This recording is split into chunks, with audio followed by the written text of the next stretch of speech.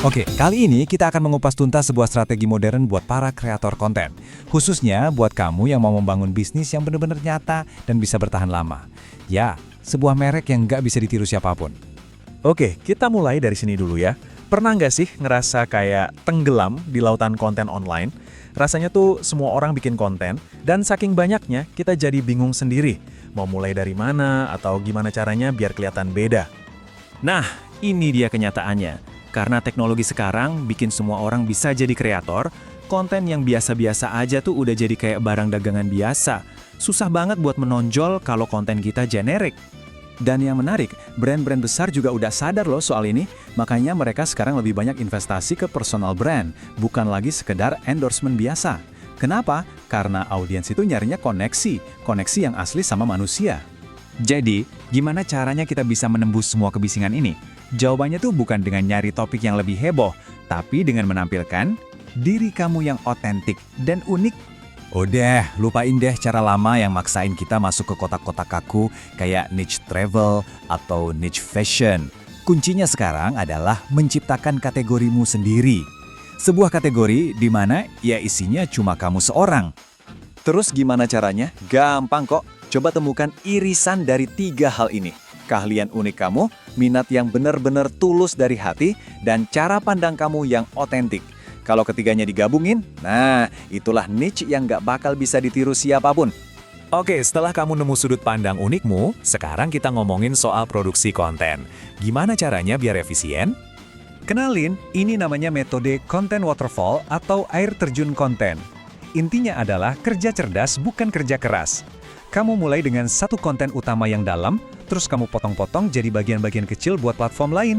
Dari satu video panjang bisa jadi banyak banget postingan teks dan klip video pendek. Efisien banget kan? Nah, biar bisa konsisten tapi nggak burn out, coba deh pakai format-format yang lebih simpel. Contohnya, ya kayak ngomong langsung ke kamera gini. Nggak perlu editing yang ribet, jadi kamu bisa terus produksi konten secara rutin. Eits, tapi bikin konten doang itu nggak cukup. Harus ada strateginya juga buat menumbuhkan dan merawat audiens kamu.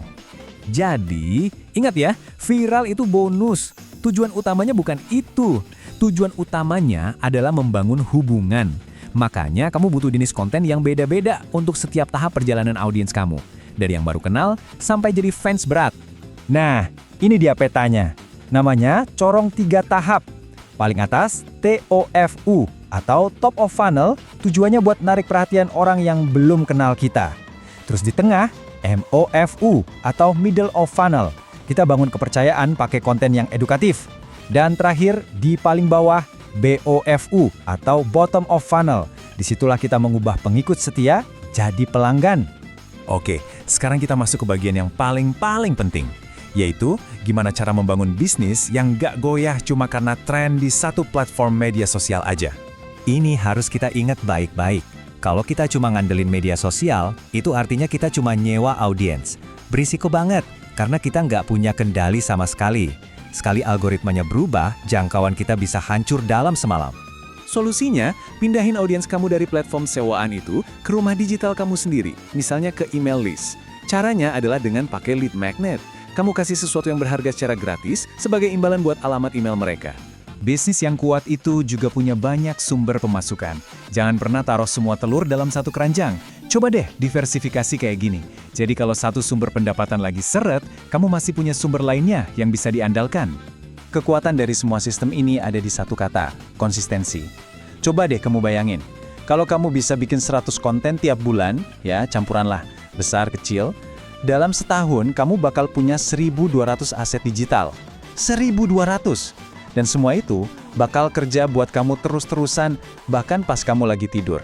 Jadi, pertanyaan terakhirnya balik lagi ke kamu. Dari 1.200 kepingan aset digital yang kamu kumpulin satu persatu, cerita unik apa yang bakal kamu sampaikan ke dunia? Sebuah cerita yang benar-benar cuma kamu yang punya.